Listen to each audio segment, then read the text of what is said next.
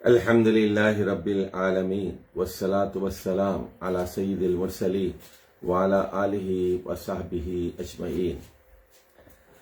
مولانا سید ابو العلا المودودی کی کتاب تنقیحات کا مطالعہ جاری ہے اور آج ہمارا تیسرا دن ہے اور ہم آج 5ویں اور 6 مضمون کا مطالعہ کریں گے۔ پہلا جو مضمون ہے 5واں، مغربی تہذیب کی خودکشی، یہ ذرا نسبتاً طویل مضمون بھی ہے اور مولانا مودودی نے یہاں قرآن مجید کی 19 آیات نقل کی ہیں اور قوموں کے عروج زوال سے متعلق آیات نقل کی ہیں۔ تو جو ہمارے سامعین اور ناظرین ہیں ان سے ہم یہ کہنا چاہتے ہیں کہ فہم قرآن کے لیے اور قوموں کے عروج و زوال کے قرآنی فلسفے کو سمجھنے کے لیے انہیں چاہیے کہ یہ جو 19 آیات قرآن مجید کی جو مولانا نے یہاں اس مضمون میں درج کی ہیں انہیں زبانی یاد کر لیا جائے اور ان پر غور کیا جائے۔ اور اس مضمون میں جہاں مغرب پر تنقید ہے وہاں وہ بتاتے ہیں کہ قوموں کے عروج و زوال کے بارے میں قرآن مجید ہمیں کیا کہتا ہے، اللہ کا کلام کیا کہتا ہے۔ سیاست، تجارت، صنعت و حرفت اور علم و فنون کے میدانوں میں مغربی قوموں کے حیرت انگیز اقدامات کو دیکھ کر دل اور دماغ سخت دہشت زدہ ہو جاتے ہیں۔ یہ گمان ہونے لگتا ہے کہ شاید ان قوموں کی ترقی لازوال ہے، دنیا پر ان کے غلبے اور تسلط کا دائمی فیصلہ ہو چکا ہے۔ ربع مسکون سے مراد وہ 1/4 دنیا ہے جہاں خشکی ہے اور لوگ آباد ہیں۔ ربع مسکون کی حکومت اور عناصر کی فرمانروائی کا انہیں ٹھیکہ دے دیا گیا ہے اور ان کی طاقت ایسی مضبوط بنیادوں پر قائم ہو گئی ہے کہ کسی کے اکھاڑے نہیں اکھڑ سکتی۔ ایسا ہی گمان ہر زمانے میں ان سب قوموں کے متعلق کیا جا چکا ہے جو اپنے اپنے وقت کی غالب قومیں تھیں۔ مصر کے فراعنہ، عرب کے عاد و ثمود، عراق کے کلدانی، ایران کے اکاسرہ، یونان کے جہانگیر فاتح، روم کے عالمگیر فرمانروا، مسلمانوں کے جہاں کشا مجاہد، تاتار کے عالم سوز سپاہی، سب اس کرۂ خاک کے سٹیج پر اس طرح غلبہ و قوت کے تماشے دکھا چکے ہیں۔ ان میں سے جس کے کھیل کی باری آئی اس نے اپنی چلت پھرت کے کرتب دکھا کر اس طرح دنیا کو حیرت میں ڈال دیا ہے۔ ہر قوم جب اٹھی ہے تو اسی طرح دنیا پر چھا گئی ہے۔ اس طرح دنیا نے مبہوت ہو کر گمان کیا کہ ان کی طاقت لازوال ہے، مگر جب ان کی اجل پوری ہو گئی اور حقیقت میں لازوال طاقت رکھنے والے فرمانروا نے ان کے زوال کا فیصلہ کر دیا تو وہ ایسے گرے کہ اکثر تو صفحے ہستی سے ناپید ہو گئے اور بعض کا نام و نشان اگر دنیا میں باقی رہا بھی تو وہ اس طرح کہ وہ اپنے محکوموں کے محکوم ہوئے، اپنے غلاموں کے غلام بنے، اپنے مغلوبوں کے مغلوب ہو کر رہے۔ قد خلت من قبلکم سنن فسیروا فی الارض فانظروا کیف کان عاقبۃ المکذبین۔ قرآن مجید کا ابدی پیغام، تم سے پہلے بہت سے دور گزر چکے ہیں، زمین پر چل پھر کر دیکھو ان لوگوں کا کیا انجام ہوا جنہوں نے اللہ کے احکام و ہدایات کو جھٹلایا۔ کائنات کا نظام کچھ اس طور پر واقع ہوا ہے کہ اس میں کہیں سکون اور ٹھہراؤ نہیں ہے۔ ایک پے ہم حرکت، تغیر اور گردش ہے جو کسی چیز کو ایک حالت میں قرار نہیں لینے دیتی۔ ہر کون کے ساتھ ایک فساد ہے، ہر بناؤ کے ساتھ ایک بگاڑ ہے، ہر بہار کے ساتھ ایک خزاں ہے، ہر چڑھاؤ کے ساتھ ایک اتار ہے اور اسی طرح اس کا عکس بھی ہے۔ ایک ماشا بھر کا دانہ آج ہوا میں اڑا پھرتا ہے، کل وہی زمین میں استحکام حاصل کر کے ایک تناور درخت بن جاتا ہے، پرسوں وہی سوکھ کر پیبند خاک ہو جاتا ہے اور فطرت کی نمو بخشنے والی قوتیں اسے چھوڑ کر کسی دوسرے بیج کی پرورش میں لگ جاتی ہیں۔ یہ زندگی کے اتار چڑھاؤ ہیں۔ انسان جب ان میں سے کسی ایک حالت کو زیادہ طویل مدت تک جاری رکھتے ہوئے دیکھتا ہے تو سمجھتا ہے کہ یہ حالت دائمی ہے۔ اگر اتار ہے تو سمجھتا ہے کہ اتار ہی رہے گا، اگر چڑھاؤ ہے تو خیال کرتا ہے کہ چڑھاؤ ہی رہے گا۔ لیکن یہاں فرق جو کچھ بھی ہے دیر اور سویر کا ہے، دوام کسی حالت کو بھی نہیں ہے۔ قرآن مجید کہتا ہے وَتِلْكَ الْأَيَّامُ نُدَاوِلُهَا بَيْنَ النَّاسِ، یہ زمانے کے نشیب و فراز ہیں جنہیں ہم لوگوں کے درمیان گردش دیتے رہتے ہیں۔ خالق کائنات، رب کائنات، رب العالمین اس نشیب و فراز کا ذمہ دار ہے۔ دنیا کے حالات اسی طرح کی دوہری حرکت میں گردش کر رہے ہیں۔ پیدائش اور موت، جوانی اور بڑھاپا، قوت اور ضعف، بہار اور خزاں، شگفتگی اور پشمردگی، سب اسی گردش کے مختلف پہلو ہیں۔ اس گردش میں باری باری سے ہر چیز پر ایک دور اقبال کا آتا ہے، جس میں بڑھتی ہے، پھیلتی ہے قوت اور زور دکھاتی ہے، حسن اور بہار کی نمائش کرتی ہے، حتیٰ کہ اپنی ترقی کی انتہائی حد کو پہنچ جاتی ہے۔ پھر ایک دوسرا دور آتا ہے جب وہ قوم گھٹتی ہے، مرجھاتی ہے، ضعف اور ناتوانی میں مبتلا ہوتی ہے، اور آخر کار وہی قوتیں اس کا خاتمہ کر دیتی ہیں جنہوں نے اس کی ابتدا کی تھی۔ یہ اپنے مخلوقات میں اللہ تعالی کی سنت ہے، اور دنیا کی سب چیزوں کے مانند یہی سنت انسانوں پر بھی جاری ہے، خواہ اس کی فرد کی حیثیت سے لیا جائے یا قوم کی حیثیت سے۔ ذلت اور عزت، عسر اور یسر، تنزل اور ترقی، اور ایسی ہی دوسری تمام کیفیات اس دوری حرکت کے ساتھ مختلف افراد اور مختلف قوموں میں تقسیم ہوتی رہتی ہیں۔ باری باری سے سب پر یہ دور گزرتے ہیں، ان میں کوئی بھی ایسا نہیں ہے جو اس تقسیم میں کلیتاً محروم رکھا گیا ہو یا جس پر کسی ایک کیفیت کو دوام بخشا گیا ہو، عام اس سے کہ وہ اقبال کی کیفیت ہو یا ادبار کی۔ یعنی اقبال اور ادبار دو لفظ یہاں استعمال کیے گئے۔ اقبال یعنی عروج اور قبولیت اور بلندی، اور ادبار کا مطلب ہے پستی۔ سنت اللہ فی الذین خلوا من قبل وَلَن تَجِدَ لِسُنَّتِ اللَّهِ تَبْدِيلًا۔ تو دیکھیے یہ اللہ کا طریقہ کار ہے، یہ اللہ کی سنت ہے جو پچھلے لوگوں کے زمانے سے چلی آ رہی ہے، اور تم اللہ کی سنت میں کوئی تبدیلی نہ پاؤ گے۔ تو جو لوگ ماضی کی قوموں کو دیکھتے ہیں کہ اب ان کا نام و نشان نہیں ملتا، وہ حال کی قوموں پر غور کریں۔ آج ان بڑی طاقتوں سے آپ مرعوب ہیں اور سمجھتے ہیں کہ ان کا اقبال ہمیشہ رہے گا، یہ نہیں رہے گا۔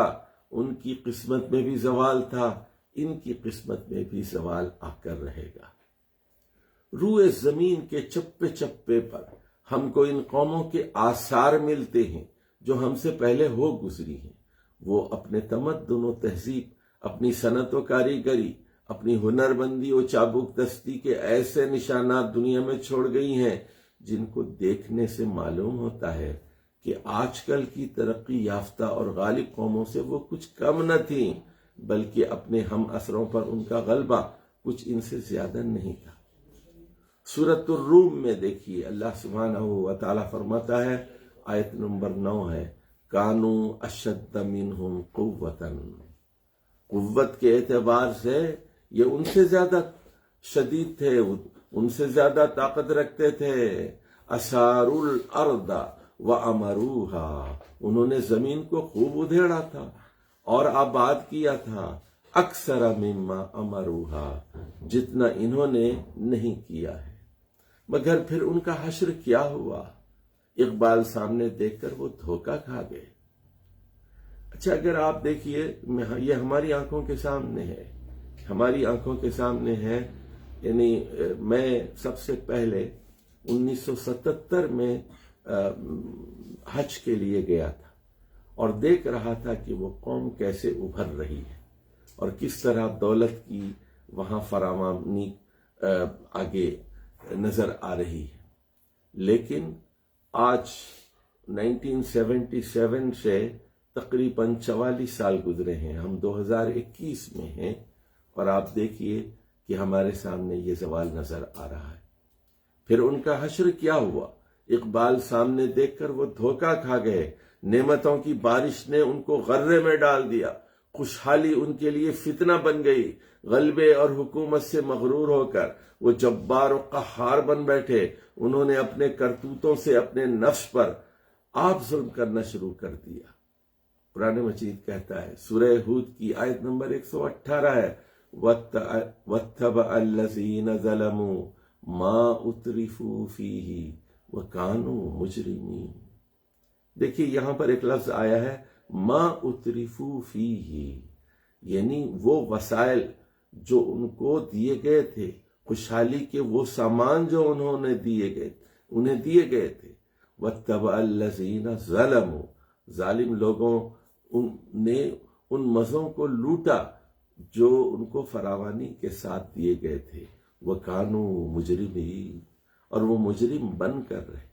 وَاتَّبَعَ الَّذِينَ ظَلَمُوا مَا أُتْرِفُوا فِيهِ، وہی ڈالر، وہی پیسہ، وہی ریال، وہی درہم، وہی دینار، اور وہی مکانات، وہی عیاشی، وہی عورت، وہی شراب، وہی رقص، وہی سرود، اسی میں وہ کھو گئے. ما اترفوا فیہ وکانوا مجرمین، اور وہ مجرم بن کر رہے.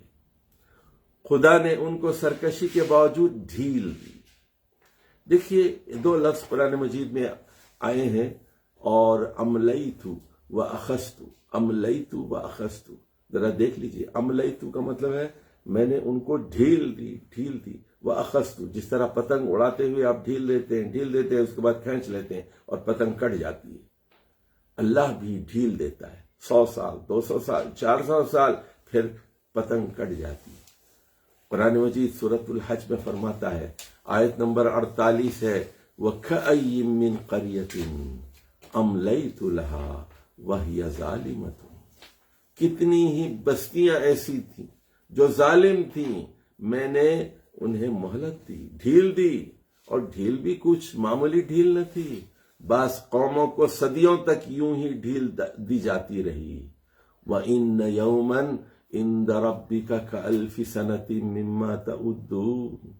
تیرے رب کے ہاں کا ایک دن تمہارے شمار کے 1000 کے برابر ہوا کرتا ہے. اللہ کا ایک سال ہمارے 1000 سال کے برابر ہوتا ہے. مگر ہر مہلت ان کے لیے ایک نیا فتنہ بن گئی. وہ سمجھے کہ خدا ان کی تدبیروں کے مقابلے میں عاجز آ گیا ہے، اور اب دنیا میں خدا کی نہیں ان کی حکومت ہے. آخر کار قہر الہی پھڑک اٹھا، ان کی طرف سے نظر عنایت پھر گئی. اقبال کے بجائے ادبار کا دور آ گیا. ان کی چالوں کے مقابلے میں خدا بھی ایک چال چلا، مگر خدا کی چال ایسی تھی کہ وہ اس کو سمجھ ہی نہ سکتے تھے. پھر اس کا توڑ کہاں سے کرتے؟ وَمَكَرُوا مَكْرًا وَمَكَرْنَا مَكْرًا وَهُمْ لَا يَشْعُرُونَ. تو چال تو وہ بھی چلے، اور ایک چال ہم نے بھی چلی جس کی انہیں کوئی خبر نہ تھی. وَمَكَرُوا مَكْرًا وَمَكَرْنَا مَكْرًا وَهُمْ لَا يَشْعُرُونَ. خدا کی چال سامنے سے نہیں آتی، خود انسان کے اندر سے اس کے دماغ اور دل میں سرایت کر کے اپنا کام کرتی ہے.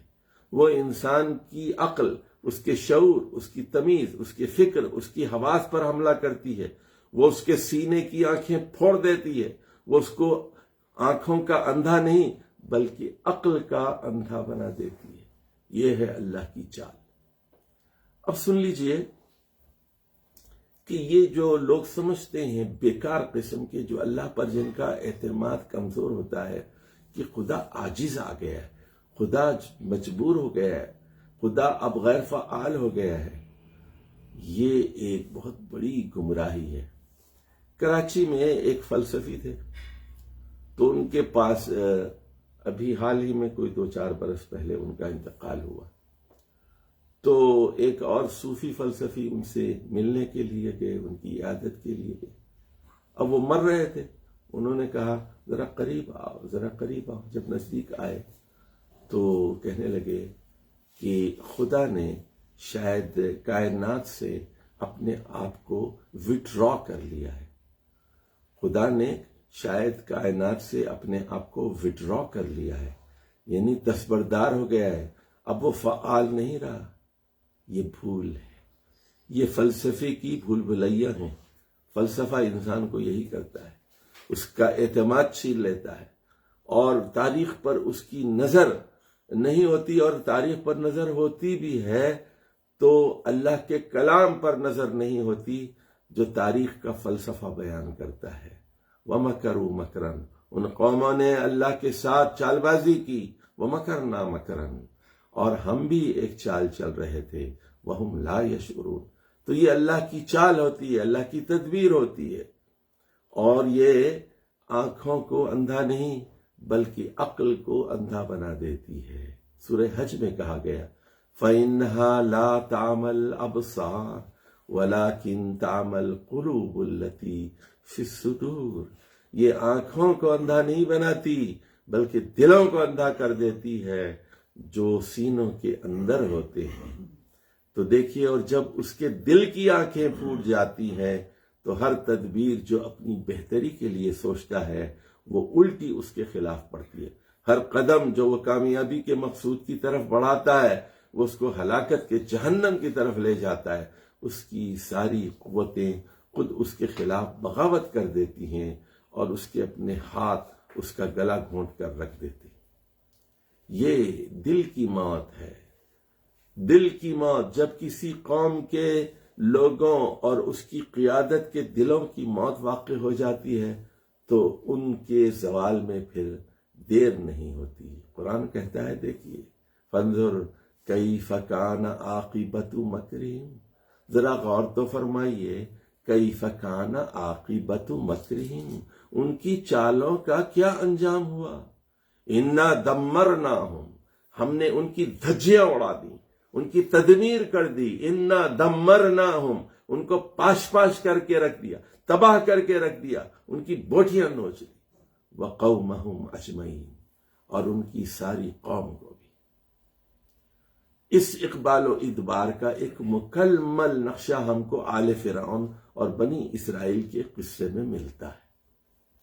ابھی دیکھیے، یہاں مولانا مودودی بنی اسرائیل کی 2500 سالہ تاریخ بیان کرتے ہیں، اور میں آپ سے گزارش کروں گا کہ میں جو تواریخ آپ کو بتاتا جاؤں وہ اپنی کاپی میں لکھتے جائیں تاکہ آپ اس چیز کو سمجھیں۔ حضرت یوسف علیہ السلام نے 1900 قبل مسیح میں بنی اسرائیل کو، جب وہ وہاں کے بادشاہ بن گئے، مصر لا کر آباد کیا تھا، اور وہاں ان کی حکومت رہی، ان کے خاندان کی حکومت رہی، اور اس کے بعد جب زوال آیا تو پھر فرعونہ کی حکومت آئی گئی، پہلا فرعون، دوسرا فرعون۔ 600 سال کے بعد ہوا یہ کہ بنی اسرائیل جو حکمران تھے غلام بنا لیے گئے، اور اسی غلامی کے عالم میں مصر میں 600 سال بعد 1300 قبل مسیح میں حضرت موسیٰ اور ہارون کی ولادت ہوتی ہے، اور پھر حضرت موسیٰ وہاں سے مدین جاتے ہیں، پھر واپس آتے ہیں، فرعون کا مقابلہ کرتے ہیں، فرعون کی فوجیں اور اس کے لشکر غرق کیے جاتے ہیں، اور اس کے بعد پھر دوبارہ بنی اسرائیل کو فلسطین میں اقتدار ملتا ہے، حضرت طالوت کے زمانے میں، حضرت داؤد کے زمانے میں، اور حضرت سلیمان علیہ السلام کے زمانے میں۔ یہ 1000 قبل مسیح کا واقعہ ہے، اور اب یہ ان کو 300 سال پہلے حضرت موسیٰ کے ذریعے تورات دی گئی تھی، اب داؤد علیہ السلام کے زمانے میں انہیں زبور دی جاتی ہے۔ اب لیکن حضرت سلیمان کے بعد ان کی نکمی اولاد وہ حکومت سے وہ معاملہ کرتی ہے کہ زوال کی طرف ان کے قدم تیزی سے بڑھتے جاتے ہیں، اور پھر ان کو مارتا ہے بخت نصر بابل کا حکمران، عراقی ان کو مارتے ہیں، اور وہ ان بیت المقدس کی اینٹ سے اینٹ بجا دی جاتی. پھر اس کے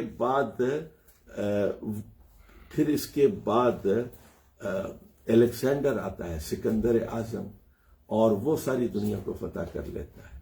اور پھر اس کے بعد ان کے ہاں ایک تحریک چلتی ہے، مکابی تحریک جس کو کہتے ہیں، اور اس کے بعد پھر ان کو اقتدار ملتا ہے، ہیرود اعظم کا اقتدار ملتا ہے رومن امپائر کے ماتحت. پھر کیا کرتے ہیں یہ؟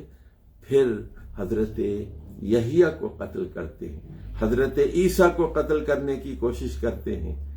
نتیجتاً 35 سال بعد 70 عیسوی میں ٹائٹس دوبارہ بیت المقدس پر حملہ کر کے اس عمارت کو منہدم کر دیتا ہے. اس کا ذکر سورہ بنی اسرائیل کے پہلے پیراگراف میں موجود ہے. تو اب یہاں ذرا اس تمہید کے بعد پھر ہوا یہ کہ محمد صلی اللہ علیہ وسلم بھیجے جاتے ہیں. یعنی یہ بنی اسرائیل کا جو عروج و زوال ہے یہ 1900 قبل مسیح سے شروع ہوتا ہے اور 600 عیسوی میں ختم ہوتا ہے. یہ 2500 سال کی داستان ہے. اب ذرا دیکھتے ہیں کہ مولانا مودودی اس بارے میں کیا کہتے ہیں. بنی اسرائیل کے اس اقبال و ادبار کا ایک مکمل نقشہ ہم کو آل فرعون اور بنی اسرائیل کے قصے میں ملتا ہے. اہل مصر جب ترقی کے انتہائی مدارج کو پہنچ گئے تو انہوں نے ظلم و سرکشی پر کمر باندھی. ان کے بادشاہ فرعون نے خدائی کا دعویٰ کیا اور ایک کمزور قوم بنی اسرائیل کو جو حضرت یوسف کے زمانے میں وہاں جا کر آباد ہو گئی تھی حد سے زیادہ جور و ستم کا تختہ مشق بنایا. آخرکار اس کی اور اہل مصر کی سرکشی حد سے بڑھ گئی تو خدا نے ارادہ کیا کہ ان کو نیچا دکھائے اور اس ضعیف قوم کو سربلند کرے جس کو وہ ہیچ سمجھتے تھے.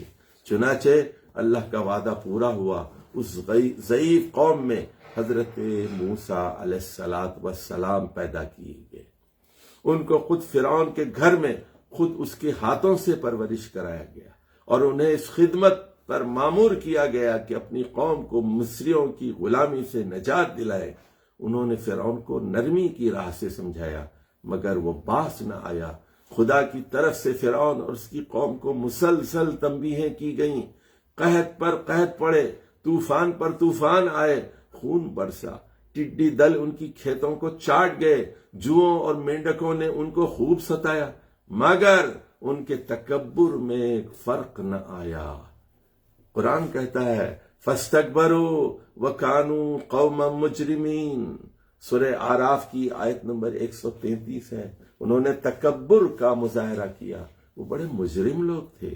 فَاسْتَكْبَرُوا وَكَانُوا قَوْمًا مُجْرِمِينَ. جب تمام حجتیں ایک ایک کر کے ختم ہو چکی تو عذاب الہی کا فیصلہ نافذ ہو گیا. خدا کے حکم سے حضرت موسیٰ علیہ السلام اپنی قوم کو لے کر مصر سے نکل گئے. فرعون اپنے لشکروں کے ساتھ سمندر میں غرق کر دیا گیا اور مصر کی طاقت ایسی تباہ ہوئی کہ صدیوں تک نہ ابھر سکی. اب دیکھیے میں نے بتایا تھا نا کہ 2 اصول ہیں قرآن کے.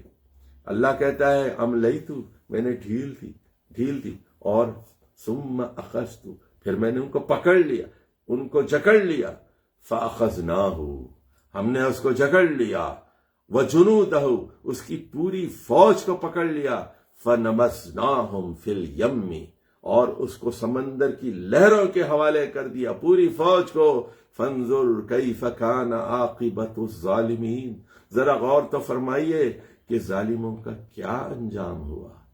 فاخذناہ وجنودہ، دیکھیے ان قوموں کو جنہیں اپنے لشکروں پر اپنی فوجوں پر ناز ہے فرعون کے واقعے سے عبرت حاصل کرنی چاہیے. اللہ فرماتا ہے فَنَبَذْنَاهُمْ فِي الْيَمِّ، ہم نے اٹھا کر ان کو سمندر کی لہروں کے حوالے کر دیا. فَانظُرْ كَيْفَ كَانَ عَاقِبَةُ الظَّالِمِينَ، ظالموں کا کیا انجام ہوا. آج ہم دیکھتے ہیں کہ ہندوستان کے مسلمانوں سے یہ کہا جاتا ہے کہ ہم تمہیں صف ہستی سے مٹا دیں گے، جس طرح اسپین سے مسلمان مٹا دیے گئے، اس طرح ہم تمہیں گاجر مولی کی طرح یہاں سے کاٹ دیں گے، اور لاکھوں کروڑوں مسلمان، ہندوستان میں 20 کروڑ مسلمانوں کو ہم صف ہستی سے مٹا دیں گے، یا پھر انہیں ہمارا مذہب قبول کرنا پڑے گا۔ آج یہی چیز ہم کو دوسرے ملکوں میں، دنیا کے دوسرے حصوں میں نظر آ رہی ہے، یہی چیز ہمیں برما میں نظر آ رہی ہے، یہی چیز یورپ میں ہمیں نظر آ رہی ہے۔ لیکن اللہ کا قانون، اللہ کی سنت یہ ہے کہ وہ بڑے بڑے لشکروں کو تباہ کر دیتا ہے۔ فَنَبَذْنَاهُمْ فِي الْيَمِّ فَانظُرْ كَيْفَ كَانَ عَاقِبَةُ الظَّالِمِينَ۔ پھر بنی اسرائیل کی باری آئی، فرعون تباہ ہو گیا، اس کے لشکر تباہ ہو گئے، بنی اسرائیل کی باری آئی۔ مصری قوم کو گرانے کے بعد کائنات کے حقیقی فرما روا اللہ رب العالمین نے اس قوم کو زمین کی حکومت بخشی جو دنیا میں ذلیل و خوار تھی۔ دیکھیے قرآن کے الفاظ، وَأَوْرَثْنَا الْقَوْمَ الَّذِينَ كَانُوا يُسْتَضْعَفُونَ مَشَارِقَ الْأَرْضِ وَمَغَارِبَهَا الَّتِي بَارَكْنَا فِيهَا وَتَمَّتْ كَلِمَةُ رَبِّكَ الْحُسْنَى عَلَى بَنِي إِسْرَائِيلَ بِمَا صَبَرُوا۔ اور ہم نے ان کی جگہ ان لوگوں کو جو کمزور بنائے گئے تھے، جو مستضعفین تھے، اس سرزمین کے مشرق و مغرب کا وارث بنا دیا جسے ہم نے برکتوں سے مالا مال کیا تھا۔ فلسطین کی مقدس سرزمین اور بیت المقدس کی مقدس سرزمین پر کمزور لوگوں کو آباد کیا، بنی اسرائیل کو آباد کیا۔ اس طرح بنی اسرائیل کے حق میں اے محمد صلی اللہ علیہ وسلم آپ کے رب کا وعدہ خیر پورا ہوا۔ وَتَمَّتْ كَلِمَةُ رَبِّكَ الْحُسْنَى عَلَى بَنِي إِسْرَائِيلَ بِمَا صَبَرُوا، کیونکہ انہوں نے صبر سے کام لیا تھا۔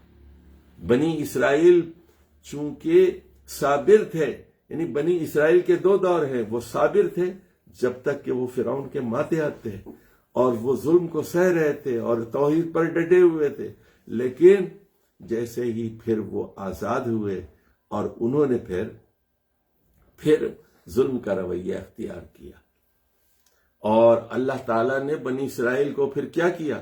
وَأَنِّي فَضَّلْتُكُمْ عَلَى الْعَالَمِينَ، دنیا کی تمام قوموں پر فضیلت عطا فرمائی۔ مگر یہ فضیلت اور یہ وراثت ارضی اس میں عمل کی شرط کے ساتھ مشروط تھی، مگر یہ فضیلت اور وراثت ارضی اس میں عمل کی شرط کے ساتھ مشروط تھی۔ دیکھیے اللہ نے کہا تھا، آپ کو یاد ہوگا سورہ بقرہ میں، اوفو بعہدی اوفی بعہدکم، اوفو بعہدی اوفی بعہدکم، کہ تم میرے ساتھ وفا کرو گے تو میں تمہارے ساتھ وفا کروں گا، میرے عہد کے ساتھ وفا کرو گے، وفا کرو گے وفا کریں گے، جفا کرو گے جفا کریں گے۔ حضرت موسیٰ علیہ السلام کی زبان سے پہلے ہی کہلوا دیا گیا تھا کہ تم کو زمین کی خلافت دی تو ضرور جائے گی، مگر اس بات پر بھی نظر رکھی جائے گی کہ تم کیسے عمل کرتے ہو۔ یہ سورۃ الاعراف کی آیت نمبر 129 ہے کہ فَيَنْظُرَ كَيْفَ تَعْمَلُونَ كَيْفَ تَعْمَلُونَ۔ دیکھیے اس کو یاد رکھ لیجئے، اللہ تعالیٰ بے بس نہیں، لاچار نہیں ہے، غیر فعال نہیں ہے، اندھا نہیں ہے، بہرا نہیں ہے، وہ تو سوتا بھی نہیں، اونگتا بھی نہیں، غفلت کا تصور نہیں کیا جا سکتا اللہ کے بارے میں۔ ایک زندہ خدا ہے، الحی ہے، القیوم ہے، وہ قوموں کو دیکھتا ہے کہ قومیں کس طرح رویہ اختیار کر رہی ہیں، یعنی ان کا بیہیویئر کیا ہے، ان کا برتاؤ کیا ہے۔ دیکھیے سورہ یونس کی آیت نمبر 14 میں یہی بات آئی ہے، وہاں کیف تعملون کے الفاظ یہ دو جگہ قرآن مجید میں آئے ہیں، ایک سورۃ الاعراف اور دوسرے سورہ یونس کی آیت نمبر 14 میں۔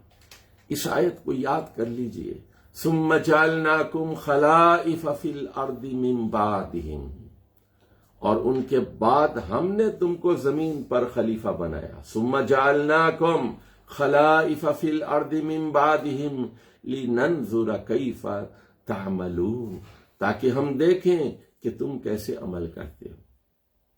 میرے بھائیو، اور میری بہنوں اس بات کو سمجھو، اس آیت کو ذرا سمجھو، تمہیں پاکستان دیا گیا اور یہ اللہ دیکھ رہا ہے کہ تمہارے رویے کیسے ہیں، تمہیں بنگلہ دیش دیا گیا تاکہ دیکھیں کہ تم کیسے رویہ اختیار کرتے ہو، تمہیں امارات متحدہ، ابھی جمعہ 8 دن 40-50 سال کی تمہاری تاریخ ہے، دیکھو تمہارے لچھن کیا ہیں، تمہارے کرتوت کیا ہیں، تم نے شرق اوسط کو فحاشی کا اڈا بنا دیا ہے، دنیا بھر کی پروسٹیٹیوٹس، دنیا بھر کی جسم فروش خواتین دبئی آتی ہیں، دنیا بھر میں سب سے زیادہ شراب وہاں پی جاتی ہے، عیاشی کے اڈے ہیں، اور تم وہاں اب مندر بنا رہے ہو، سینیگاگس بنا رہے ہو، وہاں پر عرب کی سرزمین کو آلودہ کر رہے ہو۔ اب وہاں عرب کی سرزمین پر بھارت اور مغرب اور یورپ کے گانے والے، ناچنے والے آ رہے ہیں، اور اللہ خاموش نہیں ہے، وہ دیکھ رہا ہے، اندھا نہیں ہے، بہرا نہیں ہے۔ یہ حکومت اور اقتدار ایک آزمائش ہے۔ اس آیت کو ذرا سمجھ لیجئے، ثم جعلناکم خلائف فی الارض من بعدہم، ان کے جانے کے بعد تم لوگوں کو ہم نے زمین کا جانشین بنایا، لننظر کیف تعملون، 3 لفظ ہیں دیکھیے، تاکہ ہم دیکھیں کیف تعملون کہ تمہارا طرز عمل کیا ہے، تمہارا طرز حکومت کیا ہے، اور تمہاری طرز خلافت کیا ہے۔ ثم جعلناکم خلائف فی الارض من بعدہم لننظر کیف تعملون۔ یہ ہے دیکھیے وہ آیت سورہ یونس کی آیت نمبر 14 جو ہر سیاستدان کے سامنے ہونا چاہیے، ہر فوجی کے سامنے ہونے چاہیے، ہر فوجی جرنیل کو اس آیت کو زبانی یاد کرنا چاہیے۔ ہمارے جو عدالتوں کے ججز ہیں ان کو یہ آیت زبانی یاد ہونی چاہیے۔ ثم جعلناکم خلائف فی الارض من بعدہم لننظر کیف تعملون۔ جو فیصلے غلط کرتے ہیں، جو عیاشی میں مبتلا ہو جاتے ہیں، جو دولت سمیٹتے ہیں، جو عوام پر ظلم و ستم کے پہاڑ توڑتے ہیں، چاہے وہ عدلیہ کے ذریعے ہو، چاہے وہ سیاست کے ذریعے ہو، چاہے وہ مارشل لا کے ذریعے ہو، چاہے وہ بیوروکریسی کے ذریعے سے ہو، چاہے وہ تاجروں کے ذریعے سے ہو، چاہے وہ میڈیا کے ذریعے سے ہو، تو اللہ خاموش نہیں ہے۔ اللہ مہلت دیتا ہے، اللہ ڈھیل دیتا ہے، اور اس کے بعد پکڑ لیتا ہے۔ یہ قوموں کے عروج و زوال کا لازوال فلسفہ ہے جو قرآن مجید بیان کرتا ہے۔ سورہ یونس کی آیت نمبر 14، ثم جعلناکم خلائف فی الارض من بعدہم لننظر کیف تعملون، تاکہ ہم دیکھیں کہ تمہارے سیاسی رویے، تمہارے فوجی رویے، تمہارے اقتصادی رویے، تمہارے عدالتی رویے کیسے ہیں۔ لننظر کیف تعملون۔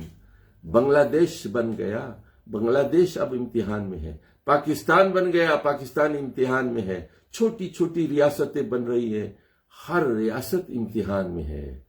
پس جب بنی اسرائیل نے اپنے رب سے سرکشی کی، اس کے کلام میں تحریف کی، حق کو باطل سے بدل دیا، حرام خوری، جھوٹ، بے ایمانی، عہد شکنی کا شیوہ اختیار کیا، زرپرست، حریص، بزدل اور آرام طلب بن گئے، اپنے انبیاء علیہ السلام کو قتل کیا، حق کی طرف بلانے والوں سے دشمنی کی، ائمہ خیر سے منہ موڑا، ائمہ شر کی اطاعت اختیار کی، تو رب العالمین کی نظر ان کی طرف سے پھر گئی، ان سے زمین کی وراثت چھین لی گئی، ان کو عراق، یونان اور روم کے جابر سلاطین سے پامال کرایا گیا۔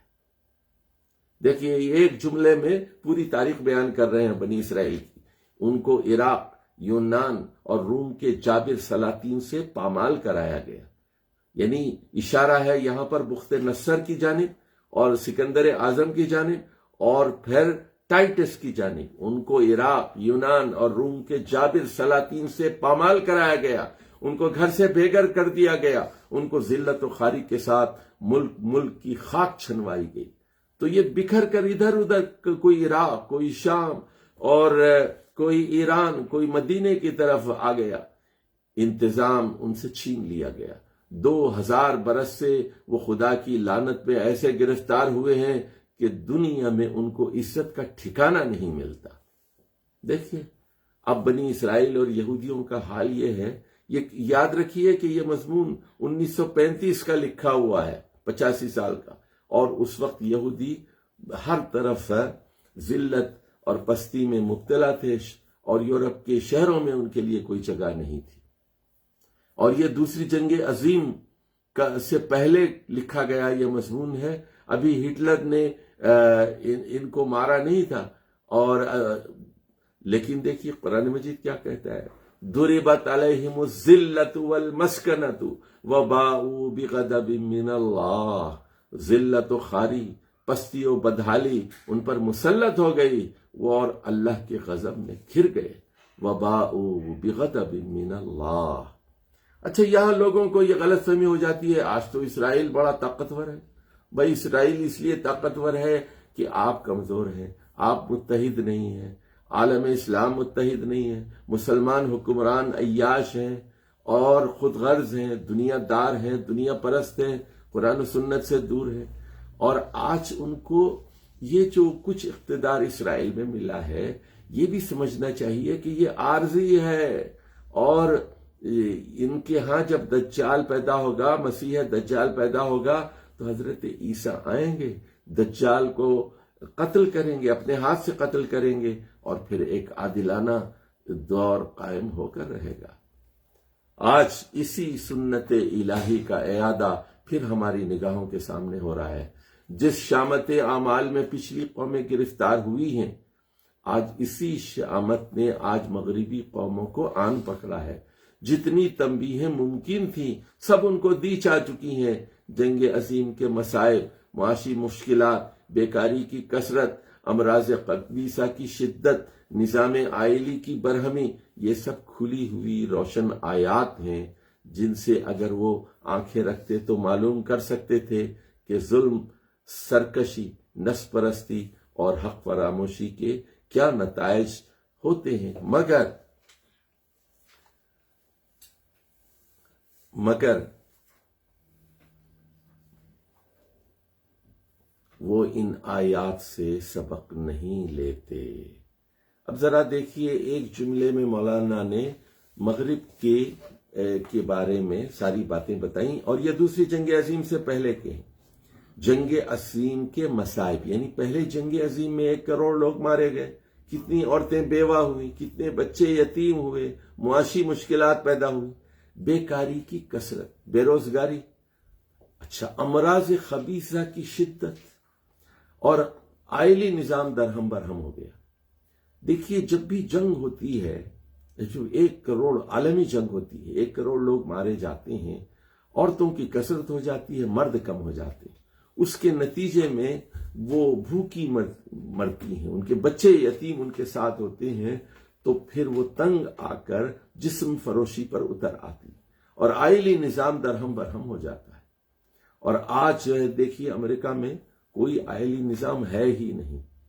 تو یہ سب کھلی ہوئی روشن آیات ہیں جن سے وہ اگر آنکھیں رکھتے تو معلوم کر سکتے تھے کہ ظلم، سرکشی، نفس پرستی اور حق فراموشی کے کیا نتائج ہوتے ہیں، مگر وہ ان آیات سے سبق نہیں لیتے۔ حق سے منہ موڑنے پر برابر اصرار کیے جاتے ہیں، ان کی نظر علت مرض تک نہیں پہنچتی، وہ صرف آثار مرض کو دیکھتے ہیں اور انہی کا علاج کرنے میں اپنی ساری تدابیر صرف کر رہے ہیں۔ اس لیے جوں جوں دوا کی جاتی ہے، مرض بڑھتا چلا جاتا ہے۔ اب حالات کہہ رہے ہیں کہ تنبیہوں اور حجتوں کا دور ختم ہونے والا ہے اور آخری فیصلے کا وقت قریب ہے۔ اب دیکھیے مولانا 2 باتیں کرتے ہیں، یہاں ذرا اس کو سمجھیے۔ قدرت الہی نے 2 زبردست شیطان مغربی قوموں پر مسلط کر دیے ہیں جو ان کو ہلاکت اور تباہی کی طرف کھینچے لے جا رہے ہیں۔ ایک قطع نسل کا شیطان ہے اور دوسرا قوم پرستی کا شیطان، یعنی ایک فیملی پلاننگ کا شیطان ہے اور دوسرا نیشنلزم کا شیطان ہے۔ اور یہ جو مولانا نے 1935 میں بات لکھی اور وہ 4-5 سال کے بعد دوسری جنگ عظیم کی شکل میں ہمارے سامنے آ گئی۔ اور ہوا کیا، یورپ قوم پرستی میں مبتلا ہو گیا۔ جرمن نیشنلزم، فرینچ نیشنلزم اور انگلش نیشنلزم، اور انگریزوں کی قوم پرستی کا تو یہ عالم ہے کہ گلف وار کے بعد جب یورپین یونین بنی 1992 میں، تو وہ بریکزٹ کے نام سے وہ پھر اس سے نکل گئے۔ برطانیہ اس سے الگ ہو گیا. تو قوم پرستی اب بھی ان کے اندر کوٹ کوٹ کر بھری ہوئی ہے. اور یہ دوسرا قطع نسل کا شیطان یعنی فیملی پلاننگ کا شیطان، پہلا شیطان فیملی پلاننگ کا ان کے افراد پر مسلط ہے، اور دوسرا ان کی قوموں اور سلطنتوں پر. پہلے نے ان کے مردوں اور ان کی عورتوں کی عقلیں خراب کر دی ہیں. وہ خود ان کے اپنے ہاتھوں سے ان کی نسلوں کا استحصال کرا رہا ہے. وہ انہیں منع حمل کی تدبیریں بتاتا ہے، سجھاتا ہے کہ کس طرح حمل کو روکا جائے، اسقاط حمل پر آمادہ کرتا ہے، ابارشن پر آمادہ کرتا ہے، عمل تعقیم کے فوائد بتاتا ہے کہ اسٹرلائزیشن کرا لو، جس سے وہ اپنی قوت تولید کا بیج ہی مار دیتے ہیں، اور بیج ہی مار دیتے ہیں، اسٹرلائز کر دیتے ہیں ان کو، اور کیسٹریشن کرتے ہیں. انہیں اتنا شقی القلب بنا دیتا ہے کہ وہ بچوں کو آپ ہلاک کر دیتے ہیں. غرض یہ شیطان وہ ہے جو بتدریج ان سے خودکشی کرا رہا ہے. دیکھیے مضمون کا عنوان تھا کہ مغربی تہذیب کی خودکشی. اب وہ یہ کہہ رہے ہیں یہ فیملی پلاننگ کا جو شیطان ہے بتدریج ان سے خودکشی کرا رہا ہے. میں جس زمانے میں کینیڈا میں کام کرتا تھا تو ہمارے ساتھ ایک فرانسیسی آدمی تھا، پیئر نام تھا اس کا، وہ کام کرتا تھا، اور اس کی بیوی جاپنیز تھی. تو میں نے ان دونوں سے پوچھا کہ آپ کے کتنے بچے ہیں؟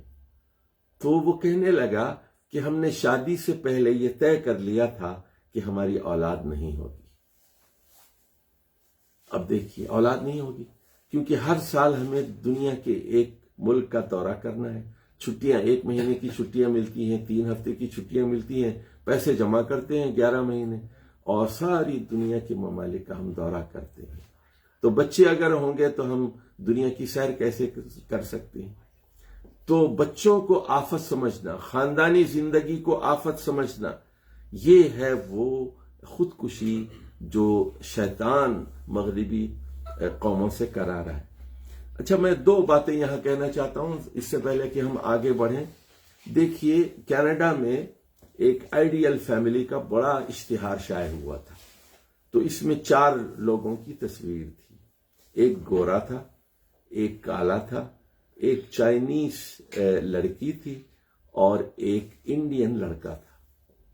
تو یہ آئیڈیل فیملی ہے. دیکھیے گورا باپ ہے اور کالا جو ہے وہ ماں ہے، اور یہ دونوں ہومو سیکچول ہیں. انہوں نے 2 بچے اڈاپٹ کر لیے ہیں، ایک ہندوستان کا لڑکا ہے اور ایک چائنیز لڑکی. تو یہ ہے دیکھیے اڈاپشن سے اب ان کا کام چل رہا ہے. وہ بھی بڑھاپے میں یہ سمجھتے ہیں کہ ہمیں خود بچے پیدا نہیں کرنا چاہیے.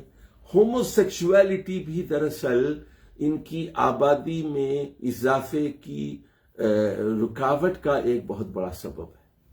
اچھا، دوسری بات جو بڑی اہم ہے، یہ جو ورک فورس منگوائی جا رہی ہے. بہت سارے لوگ یورپ جا رہے ہیں نا، کوئی فرانس جاتا ہے، کوئی اٹلی جاتا ہے، کوئی اسپین جاتا ہے، کوئی جرمنی اور بیلجیم میں کام کرتا ہے، کوئی ناروے میں ہے، کوئی امریکہ امیگریشن لے کے جا رہا ہے. یہ کیوں جا رہے ہیں؟ اس لیے کہ ان کی اپنی آبادی نہیں بڑھ رہی ہے، یہ آپ سے کام کرانا چاہتے ہیں. تو یہ ہے فیملی پلاننگ کا شیطان. دوسرے شیطان نے ان کے بڑے بڑے سیاسی مدبروں اور جنگی سپہ سالاروں سے صحیح فکر، صحیح تدبیر کی قوت سلب کر لی ہے. وہ ان میں خود غرضی، مسابقت، منافرت، عصبیت اور حرص و طمع کے جذبات پیدا کر رہا ہے. وہ ان کو مقاسم، معاند گروہوں میں تقسیم کر رہا ہے، یعنی ایک دوسرے سے لڑتے ہیں، دشمن بناتے ہیں، انہیں ایک دوسرے کی طاقت کا مزہ چکھاتا ہے. یہ بھی عذاب الہی کی ایک صورت ہے. اچھا دیکھیے یہاں مغرب کو سمجھیے تھوڑا سا، اور مغرب ہمارے اوپر کیسے کام کرتا ہے ذرا اس کو بھی سمجھ لیجیے. میں کویت میں تھا کوئی 30 سال پہلے، تو وہاں ایک پروگرام دیکھ رہا تھا میں. تو ایک گورا ایک کویتی کو ٹیلی ویژن پہ کہہ رہا تھا، well your music is different from Saudi music, your music is different from the music of UAE. اب کویتیوں کو پٹی پڑھا رہا ہے کہ تمہاری تہذیب الگ ہے، تمہاری ثقافت الگ ہے، تمہاری موسیقی الگ ہے، تو یہ ان کے اندر نیشنلزم اور نیشنلٹی پیدا کر رہا ہے. اور یہی چیز ہے، پاکستان کو توڑنے والے بھی یہاں آ کر یہی کہتے ہیں کہ یہ تم لوگ مختلف ہو، سرائے کی کتنی اچھی زبان ہے، اور یہ کہ تم لوگ مختلف ہو، تم لوگ اردو بولنے والے ہو، تم لوگ بلوچی بولنے والے ہو، تم لوگ مختلف ہو، تمہاری تہذیب مختلف ہو، تم ان کے ساتھ نہیں رہ سکتے. تو ان میں قومیت کی ہوا ایسی بھر دی جاتی ہے کہ پھر وہ تقسیم سے کم پر کسی بات پر راضی نہیں ہوتے. تو یہ خود غرضی، مسابقت، منافرت اور عصبیت اور حرص و طمع کے جذبات کو پیدا کرتی ہیں. لیکن سنیے، جب قومیں اس طرح تقسیم ہو جاتی ہیں پھر نتیجہ کیا ہوتا ہے؟ قرآن کہتا ہے او یلبسکم شیعا ویذیق بعضکم بأس بعض. یہ بھی عذاب الہی کی ایک صورت ہے کہ اللہ تعالیٰ تمہیں گروہوں میں تقسیم کر کے ایک گروہ کو دوسرے گروہ کی طاقت کا مزہ چکھوا دے. اور یہی ہوتا ہے، ایک قوم دوسری قوم کی دشمن ہو جاتی ہے اور خانہ جنگی شروع ہو جاتی ہے، لوگ مارنا شروع کر دیتے ہیں اور ہر قوم کہتی ہے کہ ہم تم سے افضل ہیں. وہ ان کو ایک بڑی زبردست خودکشی کے لیے تیار کر رہا ہے شیطان، جو تدریجی نہیں بلکہ اچانک ہوگی. اس نے تمام دنیا میں بارود کے خزانے جمع کر دیے. ذرا غور فرمائیے، یہ مضمون 85 سال پرانا ہے، 1935 کا مضمون ہے یہ. تو آج حالات بہت بدل چکے ہیں، لیکن بنیادی طور پر فکر اور ذہنیت وہی ہے. دنیا میں بارود کے خزانے جمع کر دیے، جگہ جگہ خطرے کے مرکز بنا رکھے ہیں. اب وہ صرف ایک وقت کا منتظر ہے، جو ہی کہ اس کا وقت آیا وہ کسی ایک خزانے بارود کو شتابہ دکھا دے گا اور پھر آن کی آن میں وہ تباہی نازل ہوگی جس کے آگے تمام پچھلی قوموں کی تباہیاں ہیچ ہو جائیں گی. میں جو کچھ کہہ رہا ہوں اس میں کسی قسم کا مبالغہ نہیں ہے، بلکہ یورپ، امریکہ اور جاپان میں آئندہ جنگ کے لیے جس قسم کی تیاریاں کی جا رہی ہیں ان کو دیکھ دیکھ کر خود ان کے اہل بصیرت لرز رہے ہیں. دیکھیے، اور مولانا کی یہ بات حرف بحرف صحیح ثابت ہوئی. دوسری جنگ عظیم ہوئی 1939 سے 1945 تک، اور یعنی وہ جنگ ہو کر رہی، اور اس جنگ کے نتائج کا تصور کر کے ان کے حواس باختہ ہوئے جاتے ہیں. حال میں سرجل نیومن نے، جو پہلے امریکہ کے ملٹری سٹاف کا ایک رکن تھا، آئندہ جنگ پر ایک مضمون لکھا ہے.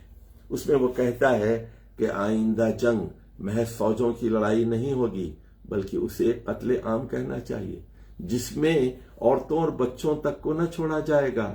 سائنسدانوں کی عقل نے جنگ کا کام سپاہیوں سے چھین کر کیمیاوی مرکبات اور بے روح آلات کے سپرد کر دیا.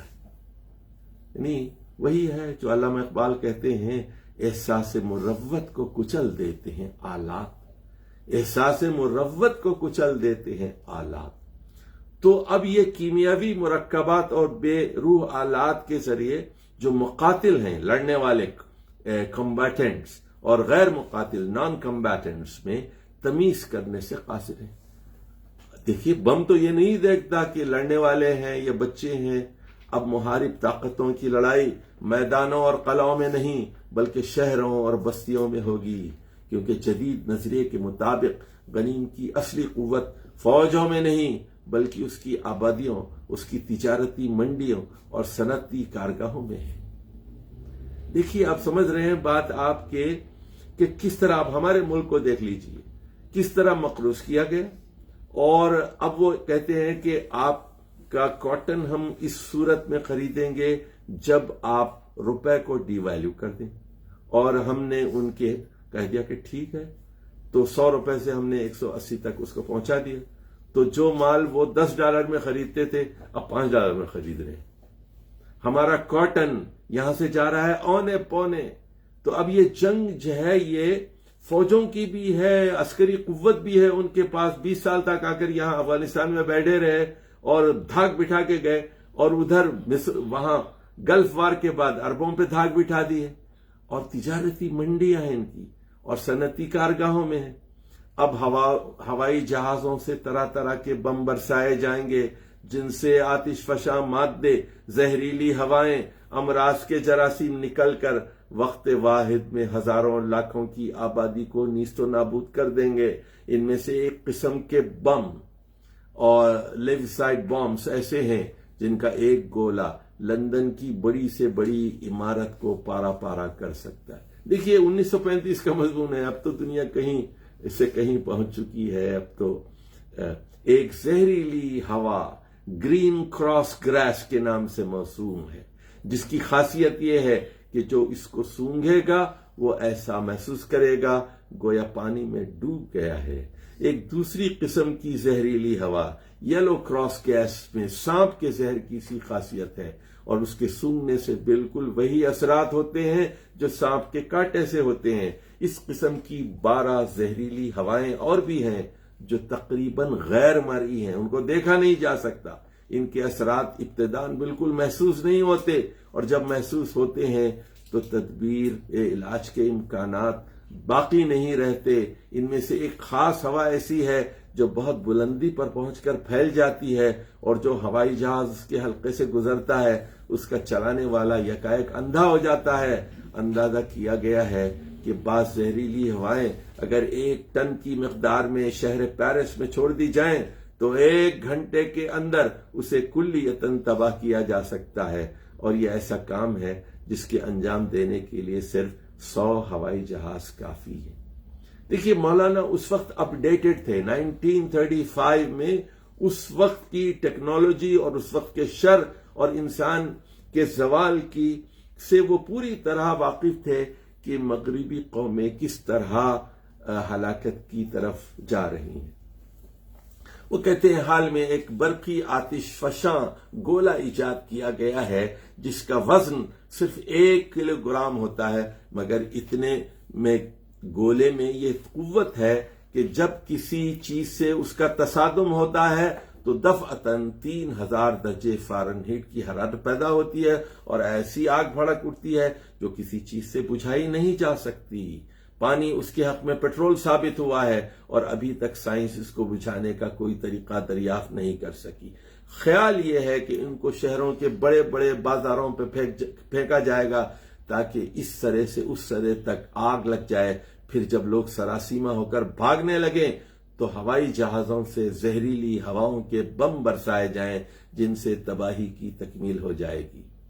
ان ایجادات کو دیکھ کر ماہرین فن نے اندازہ لگایا ہے کہ چند ہوائی جہازوں سے دنیا کے بڑے بڑے اور محفوظ دارالسلطنت کو 2 گھنٹوں میں پیوند خاک کیا جا سکتا ہے۔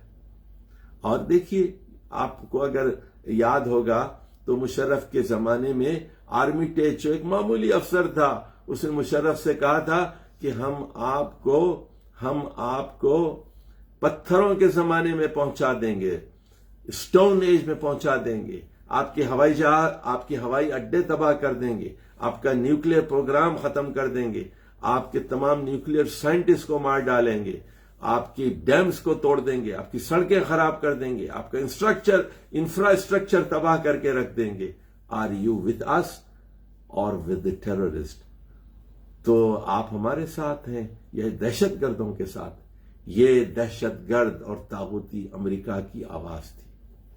لاکھوں کی آبادی کو اس طرح مسموم کیا جا سکتا ہے، رات کو اچھے خاصے سوئیں اور صبح کو ایک زندہ نہ اٹھے۔ زہریلی مادوں سے ایک پورے ملک میں پانی کے ذخائر کو مسموم، مواشی اور حیوانات کو ہلاک، کھیتوں اور باغوں کو غارت کیا جا سکتا ہے۔ ان تباہ کن حملوں کی مدافعت کا کوئی مؤثر ذریعہ بھی ایجاد نہیں ہوا ہے، بجز اس کے کہ دونوں محارب فریق ایک دوسرے پر اس طرح حملے کریں اور دونوں ہلاک ہو جائیں۔ دیکھیے گلف وار میں آپ نے دیکھا کہ مچھلیاں مر گئیں۔ قرآن کہتا ہے نا ظہر الفساد فی البر والبحر بما کسبت ایدی الناس، سمندروں میں فساد آ گیا، خشکی پر فساد برپا ہو گیا انسان کے اپنے ہاتھوں کی کمائی کی وجہ سے۔ تو اب یہ دوسری جنگ عظیم کی پیشگوئی کر رہے ہیں، اور وہ یہ کہہ رہے ہیں یہ آئندہ جنگ کی تیاریوں کا ایک مختصر بیان ہے۔ اگر آپ تفصیلات معلوم کرنا چاہتے ہیں تو کتاب what would be the character of a new war ملاحظہ کیجئے، جو جینوا کی انٹر پارلیمنٹری یونین نے باقاعدہ تحقیقات کے بعد شائع کی ہے۔ اس کو پڑھ کر آپ اندازہ کر لیں کہ مغربی تہذیب نے کس طرح اپنی ہلاکت کا سامان اپنے ہاتھوں فراہم کیا ہے۔ اب اس کی عمر کا امتداد صرف اعلان جنگ کی تاریخ تک ہے، جس روز دنیا کی دو بڑی سلطنتوں کے درمیان جنگ چھڑی، اس روز سمجھ لیجئے کہ مغربی تہذیب کی تباہی کے لیے خدا کا فیصلہ صادر ہو چکا، کیونکہ دو بڑی سلطنتوں کے میدان میں اترنے کے بعد کوئی چیز جنگ کو عالمگیر ہونے سے نہیں بچا سکتی، اور جنگ جب عالمگیر ہوگی تو تباہی بھی عالمگیر ہوگی۔ سورۃ الروم کی آیت نمبر 41 میں کہا گیا، ظہر الفساد فی البر والبحر بما کسبت ایدی الناس، لوگوں کے اپنے ہاتھوں کیے ہوئے کرتوتوں سے خشکی اور تری میں فساد برپا ہو گیا ہے، تاکہ انہیں ان کے بعض اعمال کا مزہ چکھائے، لیذیقہم بعض الذی عملوا لعلہم یرجعون، اب بھی شاید وہ رجوع کر لیں۔ بہرحال اب قریب ہے کہ وراثت ارضی کا نیا بندوبست ہو اور ظالمین و مسرفین کو گرا کر کسی دوسری قوم کو، جو غالباً مستضعفین ہی میں سے ہوگی، زمین کی خلافت پر سرفراز کیا جائے۔ دیکھنا ہے کہ اس مرتبہ حضرت حق اللہ سبحانہ و تعالیٰ کی نظر انتقام کس پر پڑتی ہے، کون سی قوم کی شکست ہوتی ہے اور کون سی مظلوم اور ضعیف قوم کو اٹھایا جاتا ہے۔ ہمارے پاس یہ معلوم کرنے کا کوئی ذریعہ نہیں ہے کہ آئندہ کون سی قوم اٹھائی جائے گی، یہ اللہ کی دین ہے، جسے چاہتا ہے چھینتا ہے اور جس کو چاہتا ہے عطا کرتا ہے۔